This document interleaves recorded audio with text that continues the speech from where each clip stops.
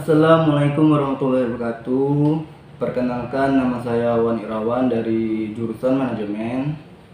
Dan di sini saya akan menjawab diskusi 4 tentang mata kuliah bahasa Indonesia kepada ibu dosen atau bapak dosen atau pembimbing tutor dan seluruh teman-teman yang berbahagia saat ini. Tidak lupa kita ucapkan sholawat serta salam kita ucapkan kepada Nabi besar Muhammad SAW, karena atas tuntunan dan bimbingan seluruh kita bisa sampai di titik ini. Dan saya akan membahas tentang COVID-19. Sebelum melanjutkan pembahasan inti mengenai dampak COVID-19 terhadap pendidikan di Indonesia, akan lebih baik jika kita mengetahui apakah itu virus corona atau COVID-19. Di sini saya akan menjelaskan virus corona atau COVID-19. Virus corona atau COVID-19 adalah penyakit menular yang disebabkan oleh virus SARS. Sebagai besar orang yang menular penyakit COVID-19 akan mengalami gejala ringan sedang dan akan pulih tanpa pengaruh khusus. Namun, sebagian orang akan mengalami sakit parah dan memberikan bantuan medis.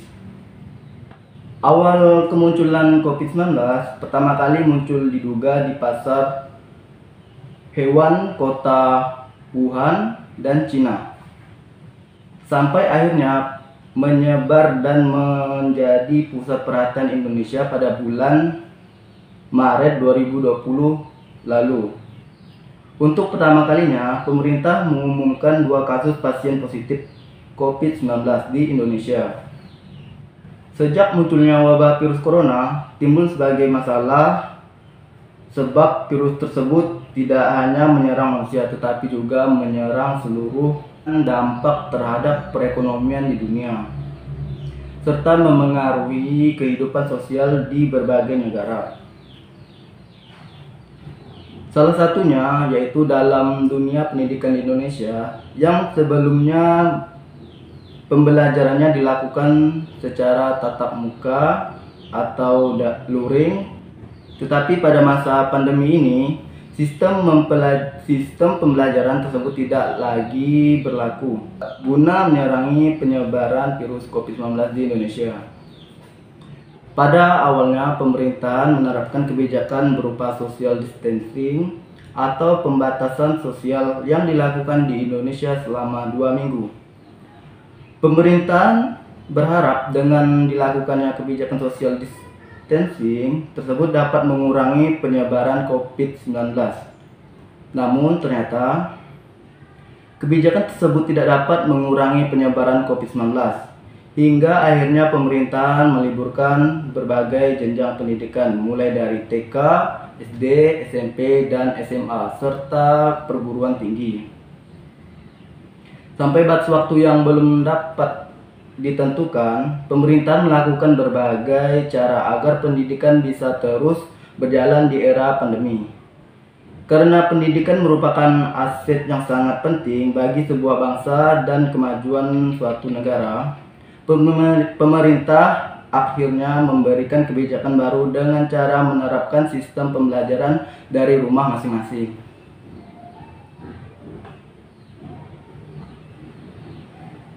Dengan pembelajaran yaitu daring, pembelajaran dalam jaringan melalui berbagai platform mulai dari aplikasi Zoom, Google Meet, e-learning, e-student, dan media pembelajaran lainnya.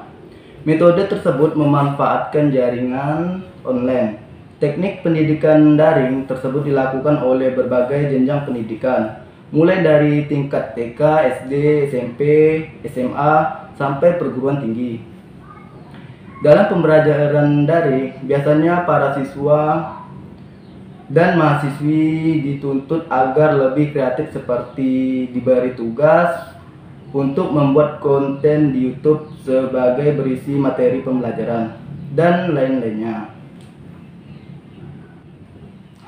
Selain ide-ide kreatif tersebut, para siswa dan mahasiswa juga diberikan tugas melalui online oleh guru dan dosen dengan mengajukan pengumpulan tugas dan diberikan melalui sistem yang disediakan oleh setiap sekolah dan kampus sesuai kebijakan yang diterapkan, karena setiap sekolah atau kampus pasti menerapkan kebijakan yang berbeda-beda, mulai dari mengumpulkan tugas melalui laman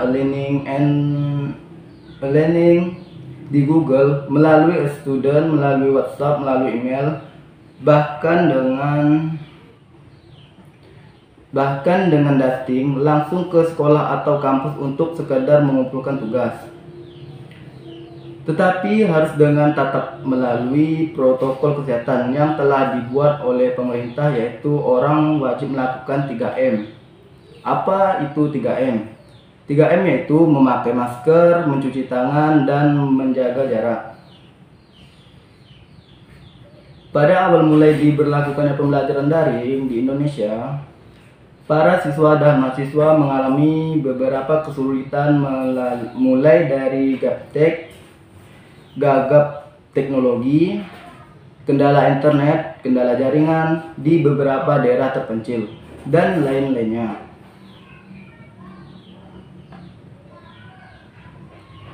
Selain itu, keluhan bagi para wali murid dan tingkat TK, SD maupun SMP muncul karena menambah beban mereka untuk mengawasi dan mendampingi anaknya dalam proses pembelajaran.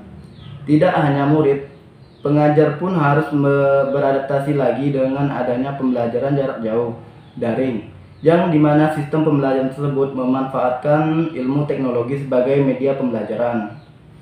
Namun seiring dengan berjalannya waktu, masyarakat sudah terbiasa harus menerima serta mendukung adanya kebijakan yang telah dibuat oleh pemerintah dalam dunia pendidikan. Sebab pada masa pandemi, sistem pembelajaran daring merupakan langkah yang paling tepat untuk mengurangi penyebaran COVID-19 atau virus corona. Menurut saya, dalam sistem pembelajaran jarak jauh yang mengajukan pemerintahan masih banyak kendala, seperti kendala pada jaringan, susah untuk memahami materi, dan terima atau tangkap oleh siswa maupun pelajar. Dan banyak keluhan seperti diberikannya tugas yang banyak. Tetapi selain itu, di sisi lain sistem pembelajaran daring juga memiliki beberapa manfaat. Salah satunya yaitu orang yang tadinya tidak mengerti menggunakan teknologi seperti handphone dan laptop. Jadi pengertian semenjak diberlakukannya pembelajaran daring serta work from home, karena masyarakat di Indonesia harus untuk menggunakan teknologi. Cara penanganan COVID-19 atau virus corona di bidang pendidikan, pemerintahan melakukan berbagai cara agar pendidikan bisa harus berjalan di era pandemi. Karena pendidikan merupakan aset yang sangat penting bagi sebuah bangsa dan pandemi. Kemajuan suatu negara, pemerintah akhirnya membuat kebijakan dengan cara menerapkan sistem pembelajaran di rumah masing-masing, yaitu daring, pembelajaran dalam jaringan, melalui berbagai platform, melalui dari aplikasi Zoom, Google Meet, e-learning, student, dan media pembelajaran lainnya. Metode tersebut memanfaatkan jaringan online yang sudah pasti berhubungan dengan internet dengan tetap berada di rumah masing-masing dan mengerjakan seluruh kegiatan pembelajaran melalui online. Demikian yang dapat saya sampaikan, semoga bermanfaat bagi siswa atau mahasiswa. Demikian uraian yang dapat saya sampaikan, semoga bermanfaat bagi siswa, bagi kita, serta bagi mahasiswa lainnya. Mohon maaf jika ada salah kata atau salah materi yang saya sampaikan, dan ada kekurangannya saya mohon maaf yang sebesar-besarnya. Dan saya akhiri, wabillahi taufik wal hidayah. Wassalamualaikum warahmatullahi wabarakatuh.